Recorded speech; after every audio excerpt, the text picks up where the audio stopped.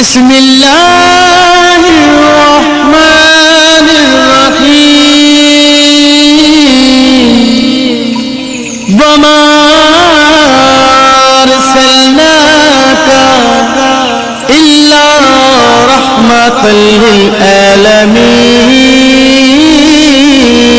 للعالمين ونعوذ بالله من شرور أنفسنا ومن سيئات أعمالنا من يهده الله نحمده ونستعينه ونستغفره ونؤمن به ونتوكل عليه ونعوذ بالله من شرور أنفسنا ومن سيئات أعمالنا من يهده الله فلا مضل له ومن يضلل فلا هادي له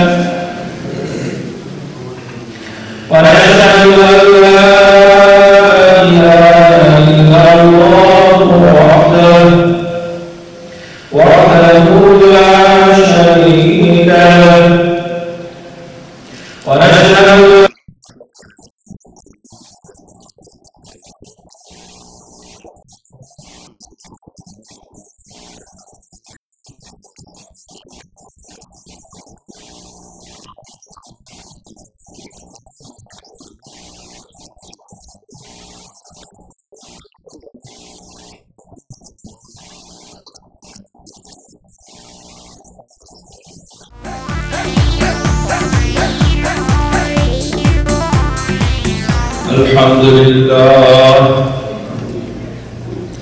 الحمد لله حمدا كثيرا كما أمر ونشهد أن لا إله إلا الله وحده لا شريك له في الخلق والأمر ونشهد أن سيدنا محمدا عبده ورسوله المبعوث إلى الأسود والأحمر لتتميم مكارم الأخلاق لا يخلق نبي ولا رسول بعده ولا أمة بعد أمته ولا شريعة بعد شريعته ولا كتاب بعد كتابه صلى الله عليه وعلى آله وأصحابه الذين هم خلاصة العرب العرباء وخير الخلائق بعد الأنبياء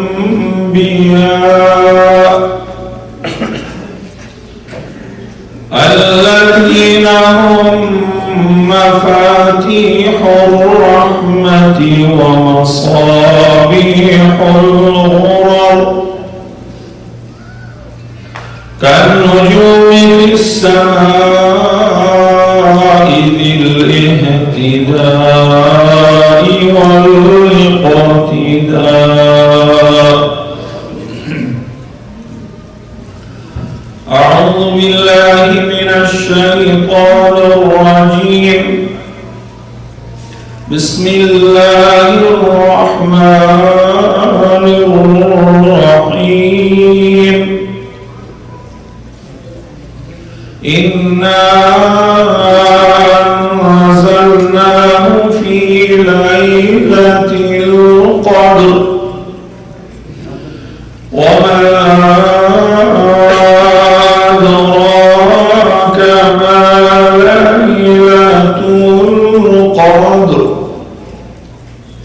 ليلة القدر خير من 1000 شهر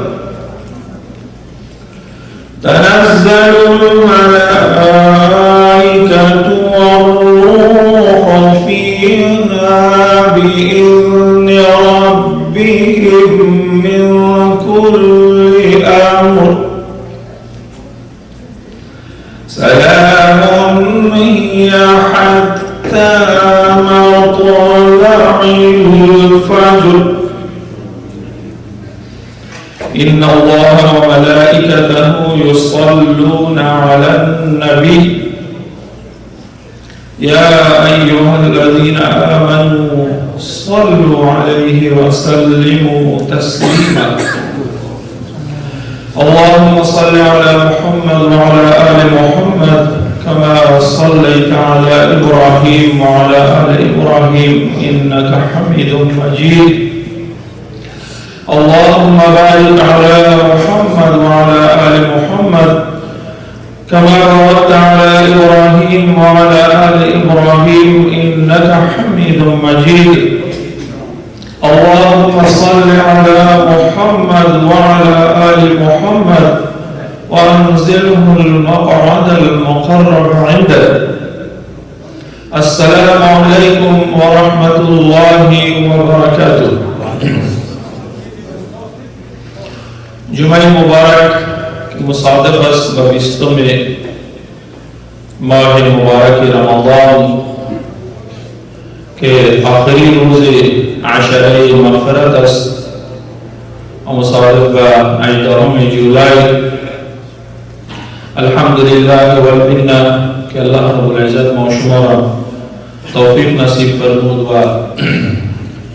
لطف و مرحمت و عنایت رب العزت شامل حال ما و شما گردید که در 20 این ماه رحمت مغفرت و عتق من النار قرار داریم. در این ماه تربیتی، در این ماه اخلاقی، این ماهی که به هر مؤمن زیبایی میبخشد، بخشنده زیبایی های ظاهری و باطنی است. در حقیقت رمضان مبارک زیادتر زیبایی داخلی انسان عبارت از روح انسان و نفس انسان است. تزکیه و پاک و آراسته می سازد و تربیت می کند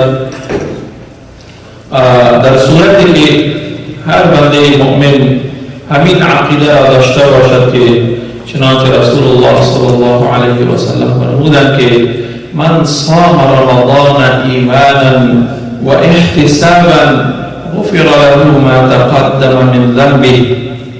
کسی که رمضان را از روی ایمان که این فرض الله است، حکم الله است بجا آورد و از روی احتساب آنچه را که الله رب العزت وعده نموده که الصوم لی و انا اجزی به، تنها پاداش روزه و حکم الله است و الله به روزگار دارد این ثواب را نصیب می فرماید. اگر زیرو باشد غفر له ما تقدم من ذنبه، انسان از گناه پاک می گردد و آراسته می گردد.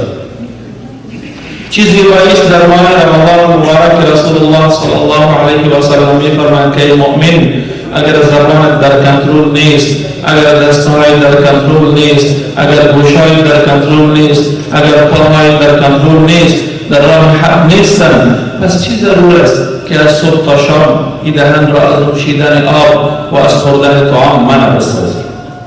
یعنی تنها روح روزه نیست که ما شما نخوریم و ننوشیم. فلسفه روزه بسیار بزرگ است که ما شما الحمدلله ایده مغفرت را پایان میرسانیم. حتی بزرگی این ماه مبارک در اینجا ذکر شده که رسول الله صلی الله علیه و سلم میفرماید که هر مؤمنی که از روی ایمان این روزه را گرفت و از روی احتساب و در شبهایش از روی ایمان و احتساب قیام کرد و در جستجوی شب قدر بود، خرج کیوم ولدته امه، یا خرج من الذنوب كيوم ولدته امه. این یک مولود نو به انسان میبخشد، مانند عزیز که انسان نو از مادر تولد گردیده، وقتی که طفل به دنیا میاد معصوم است، پاک است، از هر لحاظ گناه این طفل معصوم میباشد، پاک میباشد. و این رمضان مبارک هم یک چانس بزرگ، یک تحفه بزرگ، یک مژده بزرگ، هر چی نام نیک برای ما شما گفته بدانیم است برای مؤمن که مؤمن خدا به اون قسم طفل معصوم ساخته میتونه و برکت این عبادت که اگر از روی ایمان و احتساب باشد انشاءالله. عشره اخیر ماه رمضان مبارک نسبت به دو عشره اول مسائل خود داره که عبارت از اعتکاف است و جستجوی شب قدر است که سوره قدر تلاوت کردید و بسیار بزرگی است در این ماه، بسیار رحمت است، بسیار مغفرت است که حتی انتهای رحمت الهی است، انتهای وسعت رحمت است. یک مثال بسیار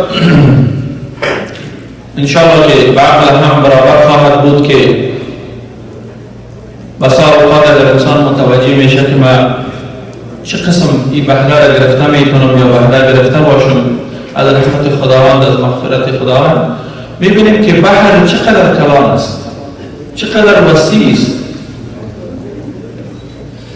و سبعه آخر بحر در قرآن ذکر شده، نامیده شده، اما ما شما وقتی که دست خود را در بحر داخل بسازید چقدر آب کشیده میتونید، اندازه‌ای که گنجایش دستای است. حالا که بحر 3 حصه دنیا کره زمین آب است، اما آنقدر آب را ما گرفته میدانیم که گنجایش دست ماست، آنچه که ما ظرف داریم. رحمت خداوند در ماه رمضان مبارک و مغفرت الله را اما کسی با ما اندازه گرفته میتونه که ایمان و یقین خود را آماده است. بسیار مهم است یقین و ایمان برای رب العزت و برای احکامش و احکامی را که انسان انجام میده که از روی ایمان باشد، از روی احتساب باشد. الله رب العزت میفرماید که یا ایها الذین آمنوا هل ادلکم علی تجارة تنجیکم من عذاب علیم تؤمنون بالله ورسوله وتجاهدون في سبيل الله بأموالكم وأنفسكم ذلكم خير لكم إن كنتم تعلمون. الله رب العزت می‌فرماید ای مؤمنان، آیا شما را راهنمایی نکنم، آیا شما را حکم نکنم بر تجارتی که شما را از آتش جهنم، از آتش دردناک، از عذاب دردناک نجات دهد؟ اولین لفظی که ذکر میشه تؤمنون بالله،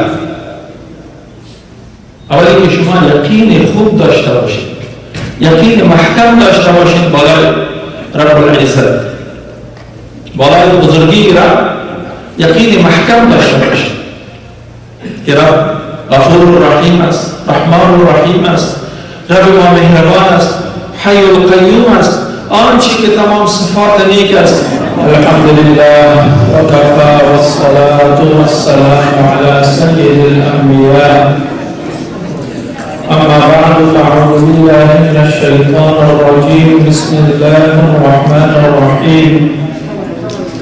إنا أنزلناه في ليلة القدر وما أدراك ما ليلة القدر ليلة القدر خير من 1000 شهر تنزل الملائكة والروح فيها بإذن ربهم من كل أمر سلام هي حتى مطلع الفجر.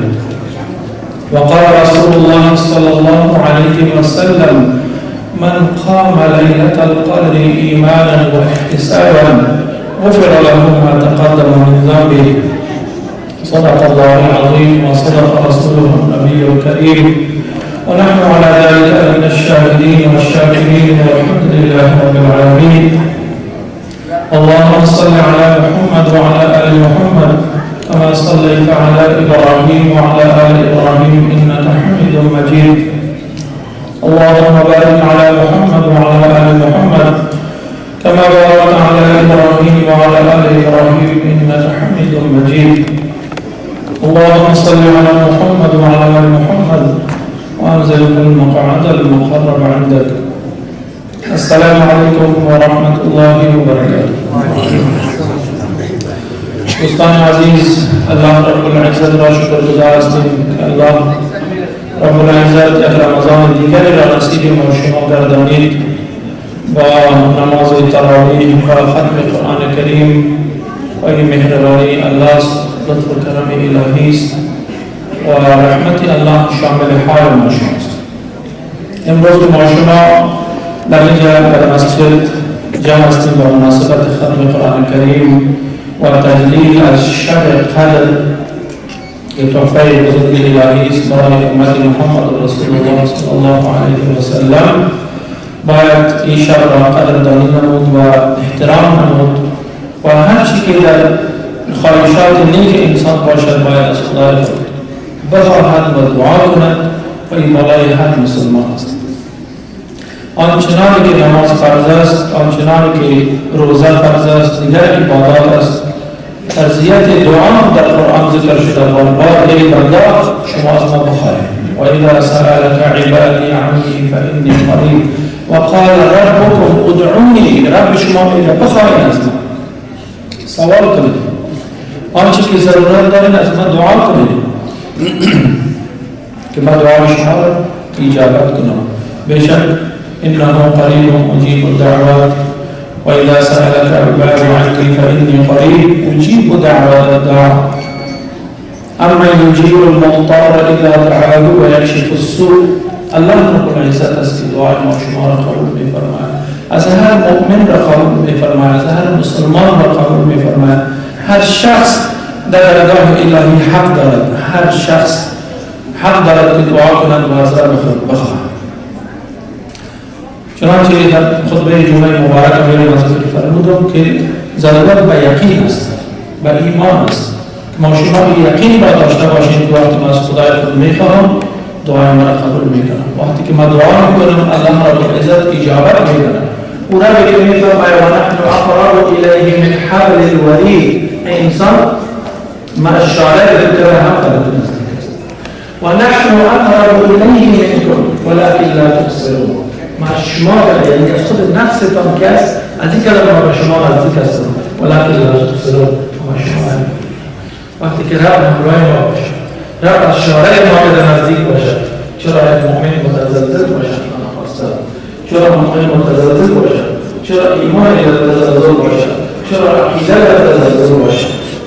وقتی که رب این مهربان دارید که یک شب برای ما شما نصیب فرموده اگر ما شما در شب عبادت کنید، بندگی الله را انجام بدید، دعا کنید، تضرع کنید مانند 1000 ماه، یعنی 1000 ماه که ذکر شده در قرآن کریم لفظ قرآن است که الف شهر 1000 ماه، یعنی یک حساب بیشمار است، یعنی انتهای رحمت الهی است، انتهای محبت خداوند است که در شب قدر باشید. انشاءالله در احادیث مبارک ذکر شده که شما در شب‌های طاق 21 که این شب است، 23 25 27 الی 29 در شب‌های طاق شما عبادت کنید و عمل پیامبر اسلام صلی الله علیه و سلم متواتر دیگه قضا کرده باشه.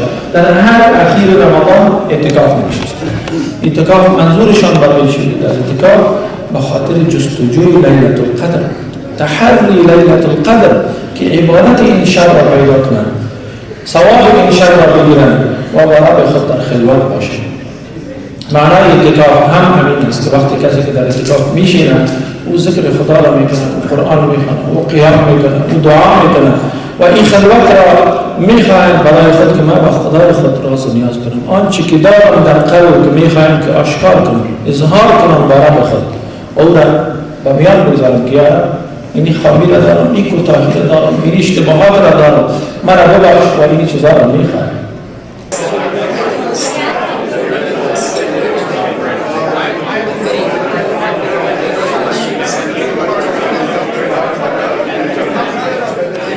good, and there's probably no surprises as to our honorees and why they are here. And to explain that to you and to share with you and introduce those fine gentlemen, I'd like to introduce Stan Myers.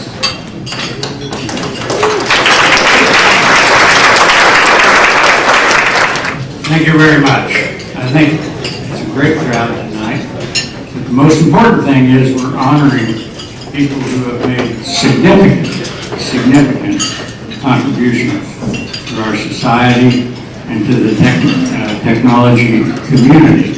So I always have the great honor, not always, for the last 8 years, I think, volunteered to do the work. So I have the great honor to introduce some people I think who have made significant contributions, not only to technology, but to the industry, to the public around this area, and many areas around the world. So, good evening, ladies and gentlemen. I hope Sam, did you enjoy your dinner? That's good. I hope you all enjoyed your dinner, and we're trying to move it along. Before I introduce the 2015 inductees into the Silicon Valley Engineering Hall of Fame, I first want everybody to understand one thing, and would like to take a moment to thank the nominators. These nominations come in to me usually in early September. They're 13 pages long, and they've gone through a significant screening before we get them. And then when we get them, we have 9 judges who diligently vet these nominations. And frankly, in the end, it means that many people have committed a significant amount of time to the final selections we make. I also like to make a point that many people go through 1, 2, maybe even 3 years from their original nomination before they get selected. So many people take a considerable amount of time to make a great effort in preparing the Hall of Fame applications. This year, the nominators for the 2 inductees were Bell Way. Good to see you again, Bell. You're going to move to this area, or have you moved back? Bell Way was Dean of the School of Engineering in San Jose State, and David Hodges, Dr. Hodges, is the Dean and Professor Emeritus at UC Berkeley, and the 2013 Hall of Famer. We have other nominators that the candidates didn't quite get through this year. They'll be back, and they'll get through eventually, I hope, sometime. Sam Haddad, Dr. Haddad, was a nominator and has worked countless hours on the Hall of Fame. Let's just give Sam a hand.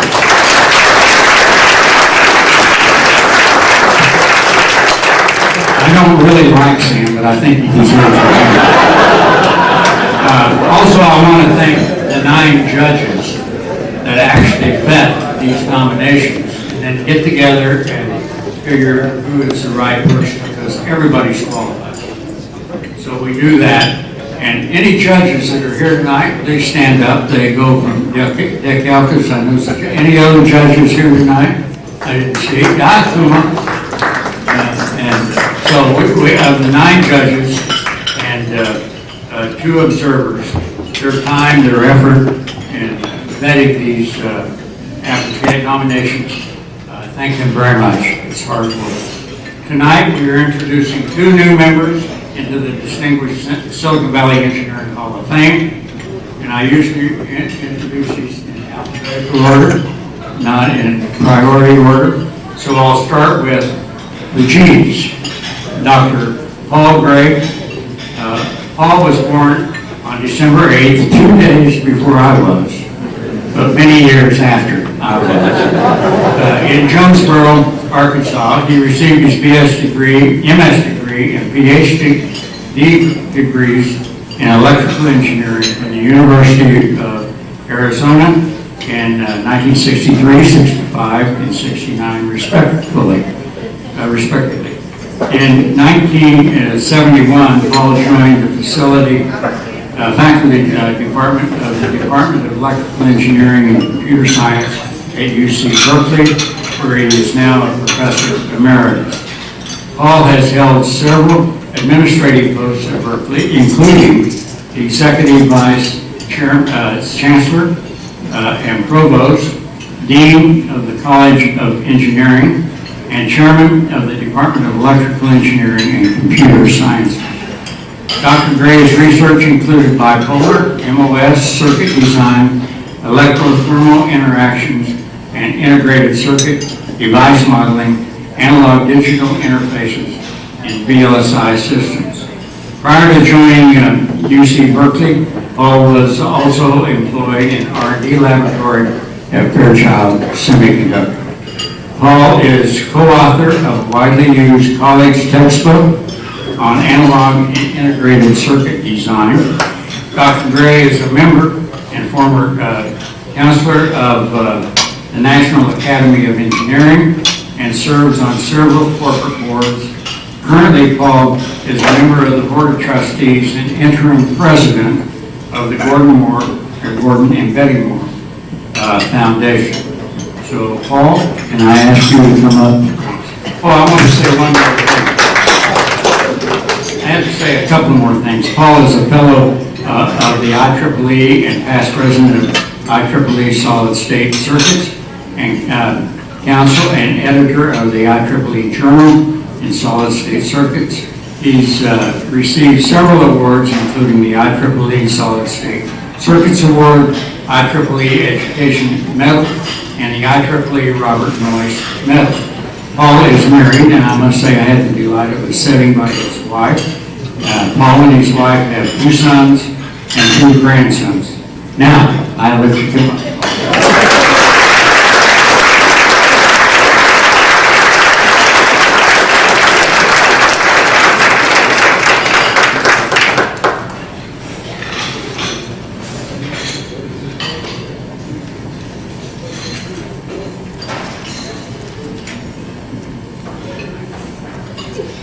Well, thank you, Stan, and good evening, everybody.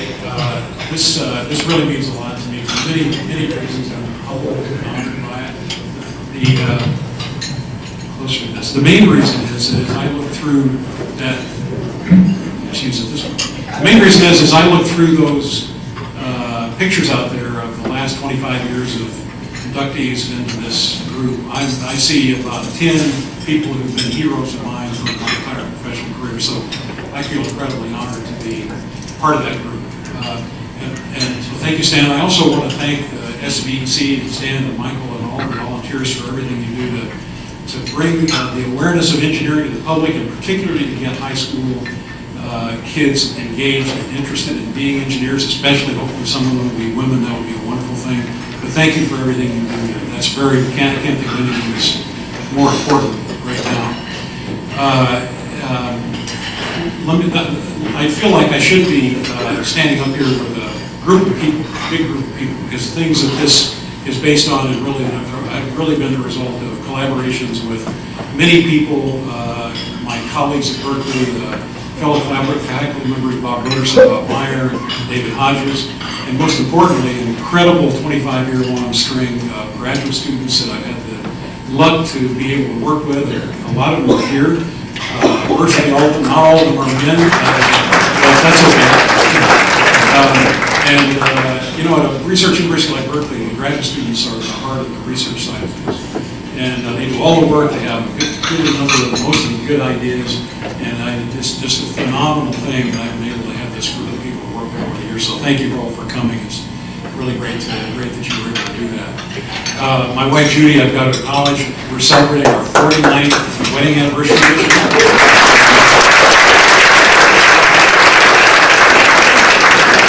He's been there every single step of the way. I couldn't have gotten anywhere without you, so thank you so much.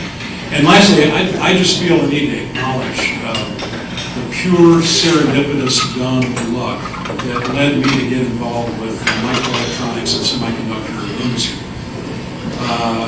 Many of you may not know that April 17th is the 50th anniversary of Moore's Law. And on April 17th of 1965, when Gordon wrote that article, I was a graduate student trying to get 10 transistors to work together, all working at one time on a chip in my PhD work. And today, as you probably know, we're crossing the $10 billion transistor threshold of transistors on a chip, and closely approaching the number of neurons in the human brain not far behind. So it's been an incredible thing to be lucky enough to be part of it. So many of you in this room are like me, and lucky enough to fall into an industry that's created so much value for society and the world, and allowed so many of us to have the careers we've had. And I kind of think about the pioneers, Gordon Moore and Grove, Bob Noyes, Jack Kilby, and all the contemporaries who really launched the industry, started us on our own, and brought us where we are today, and I really feel a debt to them. Several of them are honorees, which is very special. So thank you, Stan, and thank all of you. It's really an honor to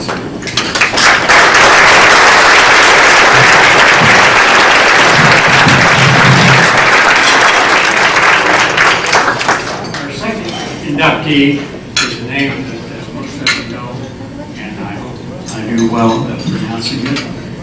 Dr. Mo, can I call you Mo or Mohammed? It's fine. Qayumi. He's the president of San Jose State University, and his nominator was Bill Wick. And Bill, it's nice to have you back in the area. Thank you very much. Dr. Qayumi has made significant contributions in the areas of energy, quality, improvement, and much to my heart, in STEM education. Early in his career, he conducted pioneering research in optimizing expansion of electric power grids using economic energy and exchanges to minimize the number of electric power plants. I don't have this in the bio, but you spent most of your education with Cincinnati University. And it's not here, but I think maybe in your bio. Mo has published 8 books, authored more than 100 articles, and delivered numerous technical presentations. Dr.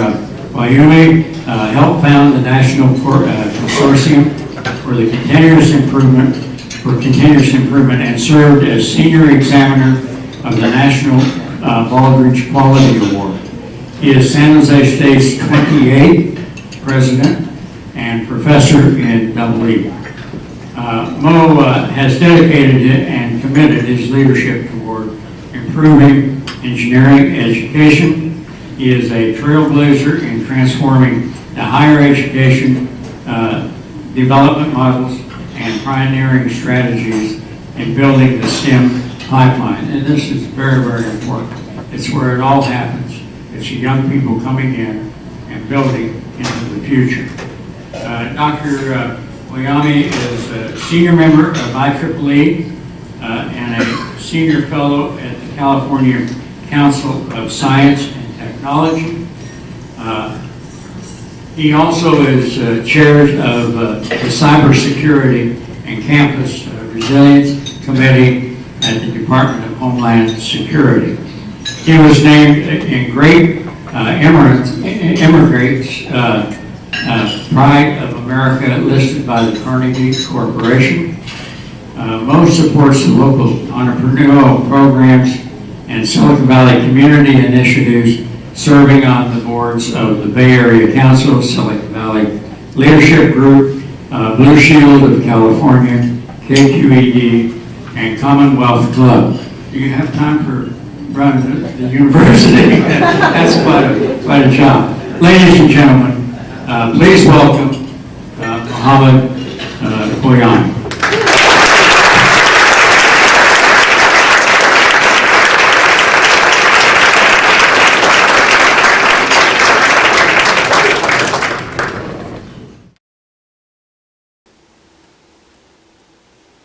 Distinguished members of the Engineering Council of the Silicon Valley, it is an honor and a pleasure to be with you virtually. Today is a momentous occasion for me as a friend of Mo Qayumi and as President of Afghanistan. His induction into the Hall of Fame is a singular honor for the people of Afghanistan and for me. Mo is a son of Afghanistan that has made us proud. He's become a role model for every aspiring young Afghan and an international persona who's contributed selflessly to the spread of education, to the dialogue among civilizations, to deep and abiding trust that cultures can come together to create a better world, a world where our interconnected lives will not be source of harm, but sources of value for our people around the globe. Mo has done much to help the world, and we are very proud of him.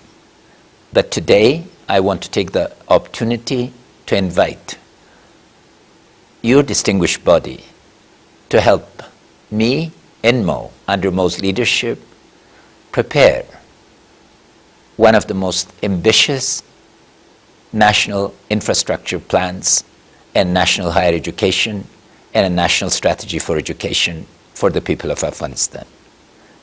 Your enormous creativity, energy, and knowledge can be harnessed to assist some of the most able yet needy people of the world. Our people aspire to normality, and I hope that Mo's induction today to the Hall of Fame can serve as a catalyst for bringing us all together. A very good day to all of you, and congratulations from the bottom of my heart to Dr. Mo Qayumi for this honor, and to you for selecting him and honoring him, and thus honoring him, you honor all of us around the world, and you honor values of hard work, tolerance, dialogue, and creativity. Thank you.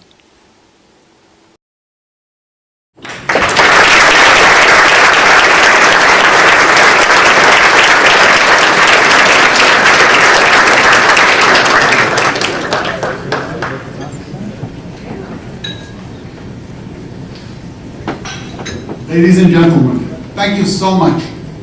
I'm deeply humbled by this great honor. In the midst of so many accomplished engineers, scientists, and other leaders, and knowing the accomplishments of pride and their peace, I feel like a cottage wall among tall grass. But I hope you'll permit me to share a few of my professional observations. First, I would like to thank a few people. First, I'm thankful to President Ghani for those kind remarks. I'm grateful to the Engineering Council and its members for forming and sustaining this important organization.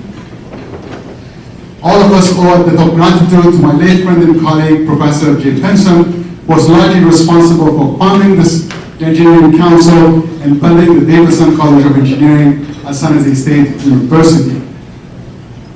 I'm very grateful to Professor Bill Wade for nominating me for this honor, and Dr. Sam Haddad for his support.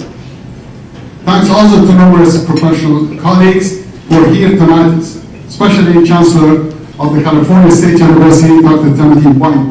Chancellor, thank you very much for coming. And last but not least, I'm grateful to the love of my life, my wife of 36 years,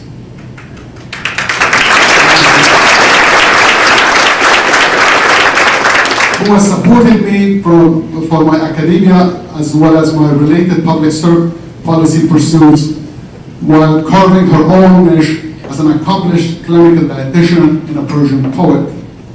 And now to those observations, I promise I'll be brief.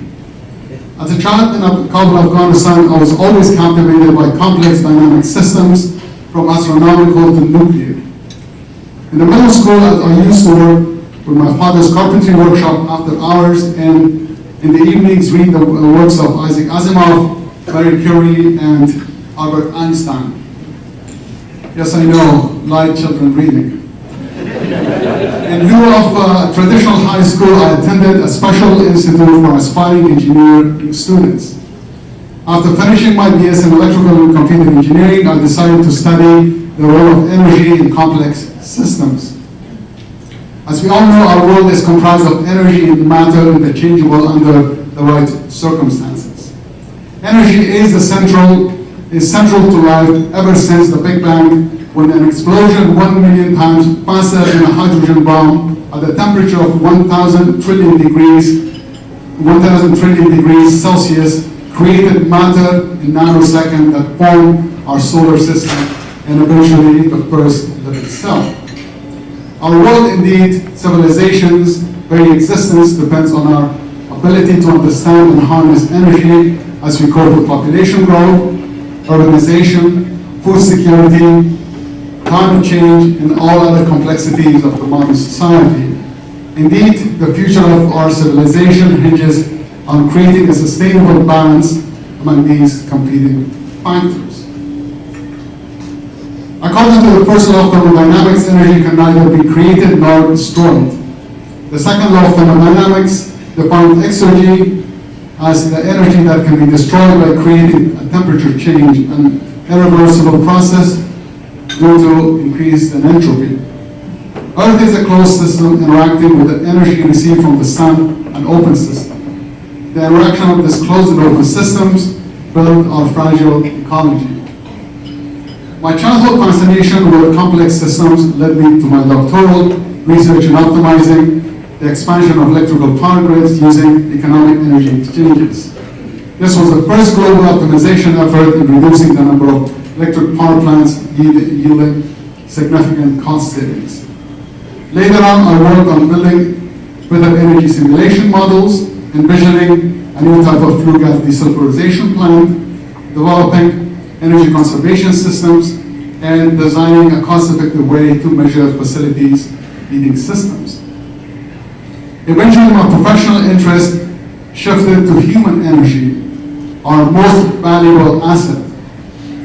Relying on the principle deeply ingrained in quality and continuous improvement programs such as the Multi-Polar Quality Award, I strive as a university leader to bring these principles to life in a 21st century urban serving university. I believe that learning and imagination are the most potent form of energy in the universe. I see a similar parallelism to our ecological system, which I referred to earlier. The resources of any organization are bounded as a closed system, while the creativity and imagination of our people is an open system. This dynamic is more critical than ever before, especially given the current pace of technological progress. This is best explained by the law of accelerating returns. Based on this phenomenon, futurist Ray Kurzweil predicted that advances in the 21st century alone would equal to advances of the past 20,000 years. In other words, the changes that we experience in one generation would be equal to changes experienced from the Egyptian Middle Kingdom to the digital age. This pace of change ingrained in the DNA of this valley presents a unique challenge and opportunities for universities.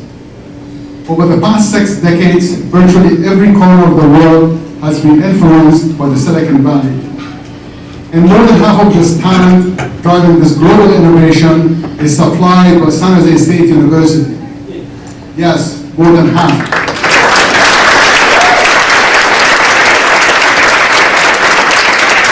So with this track record, San Jose State has the imagination and capacity to continue supplying the human energy needed to power Silicon Valley.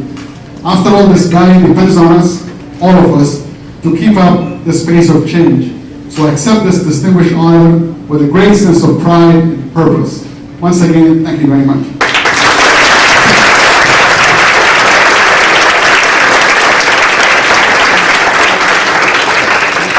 This is my granddaughter.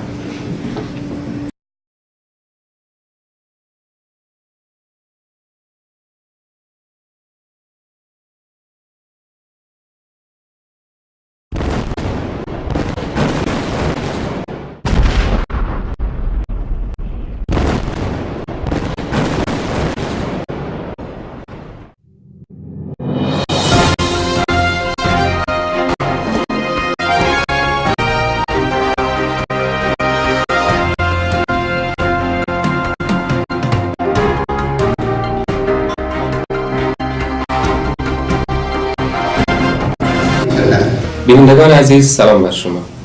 من اسماعیل درمان کارمند سی پروژه سطح روانی افغان ها یا Afghan Mental Health Project هستم که خلاصش میشه AMHP.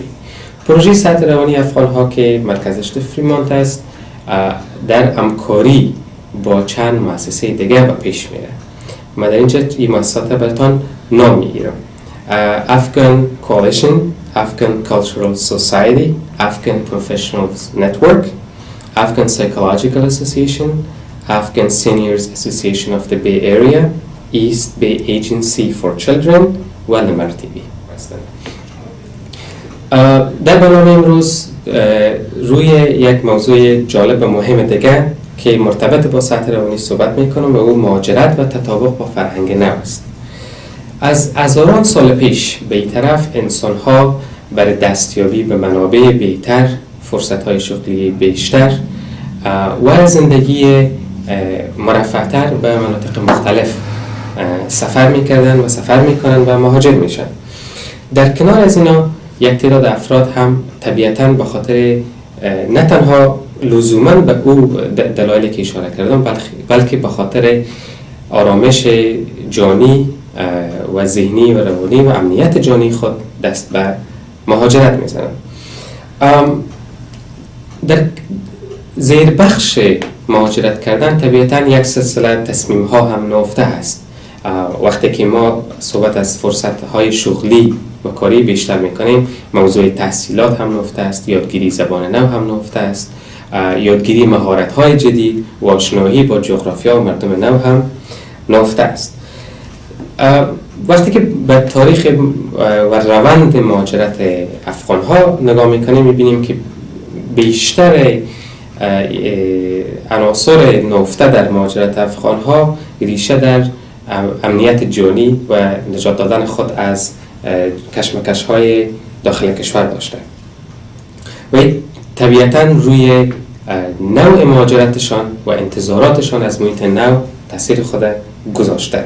یک چیز عمده که باید نظر بگیریم این است که اکثریت از این افراد بدون برنامه‌ریزی دست به مهاجرت زدن و زمانی که شخص بدون برنامه‌ریزی دست به مهاجرت می‌زنه با یک سلسله مشکلات و چالش‌ها در محیط نو روبرو میشه، در کشور میزبان، در فرهنگ میزبان، در بین مردم میزبان و یک سلسله چالش‌ها مواجه میشه که یا انتظارش نداشته یا مهارت‌های کافی برای مقابله با این چالش‌ها را نداشته و حال سرش یک سلسله فشارها وارد میشه، یک سلسله مشکلات در زندگیش به وجود میاد که نیاز است به اونا پرداخته شد.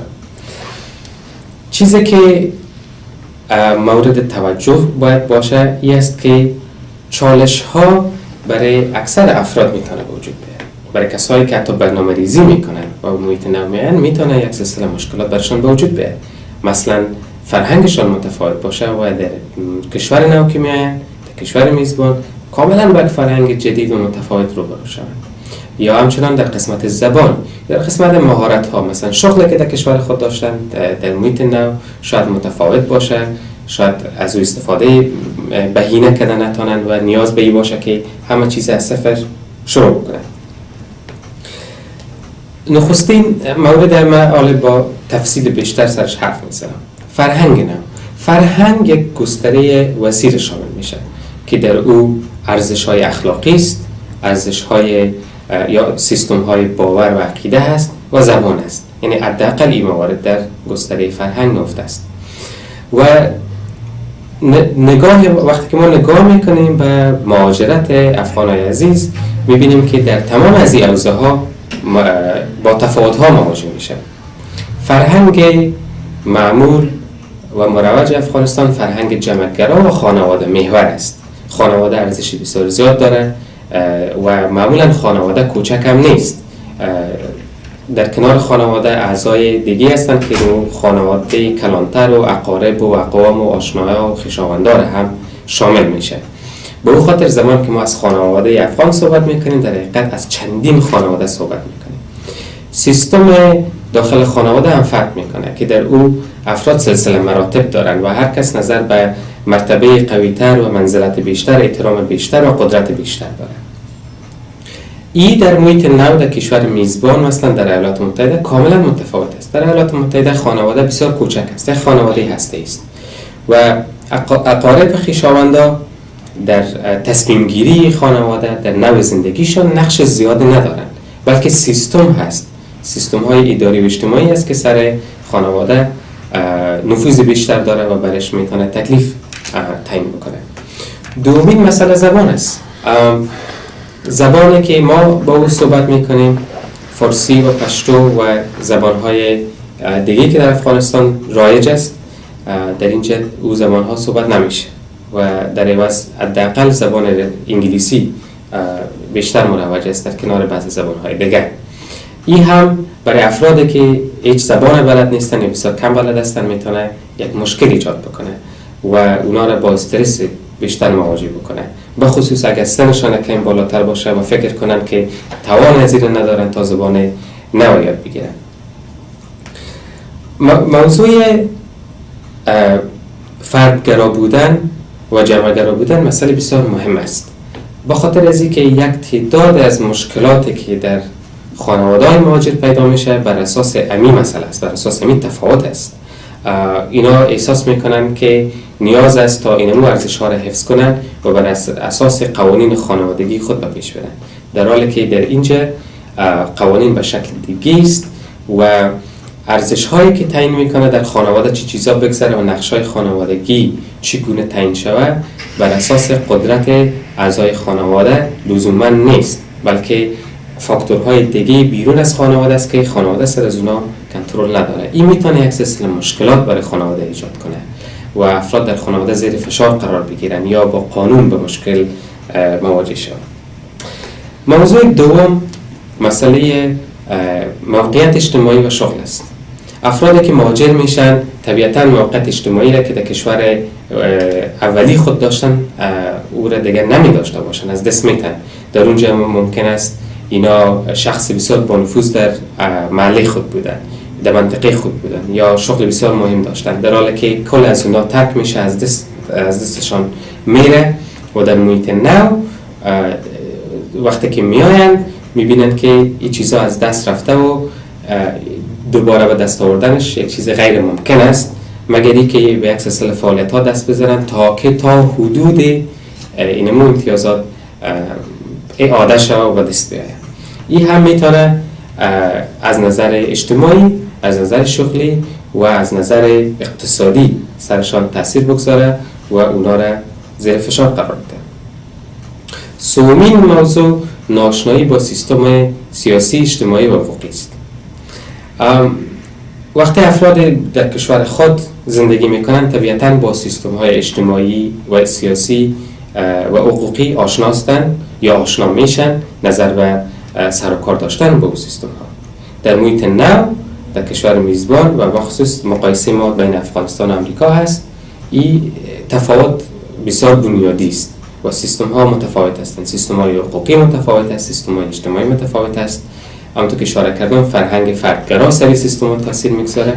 اینا سبب میشن که فرد زیر فشار بیاد چون آشنا نیست و این آشنایی گاهی سبب میشه که متوجه نشه حقوقش چی است، متوجه نشه چگونه امتیازاتی وجود داره که از اونا میتونه استفاده کنه، متوجه از این نباشه که چطور از منابعی که وجود داره بتونه درست استفاده کنه در قسمت اقتصاد، در قسمت تحصیل و تعلیم و تربیه برای خود و اولاد خود و در حوزه‌های شغلی و اقتصادی متفاوت دیگه. زمانی که نتونست از اینا استفاده کنه، اینا سبب میشه که در حقیقت محروم بمانه و محروم ماندن از اینا سرش فشار وارد میکنه. خلاصه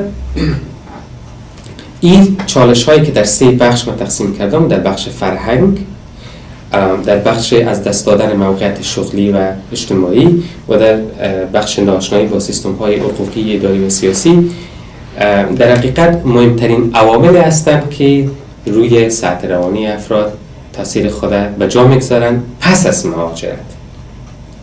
در صورتی که به هر یکی از اینا رسیدگی شود، شخص آرام آرام خود با این محیط نو آشنا بکنه یا از منابع کمک بگیره که او را پشتیبانی بکنن و برش یاد بدن که چطور از این سیستم ها استفاده کنه، چطور خود با فرهنگ نو تطابق بده، اینا سرش یک کمک بسیار خوب برش است و سرش تاثیر مثبت میگذاره و سبب میشه تا این افراد با خاطر آرامتر، با امنیت روانی بیشتر، با آرامش خاطر بیشتر به زندگی خود ادامه بدن و از خشونت و دردهای مشکل ساز جسمی و روحی بدور باشن.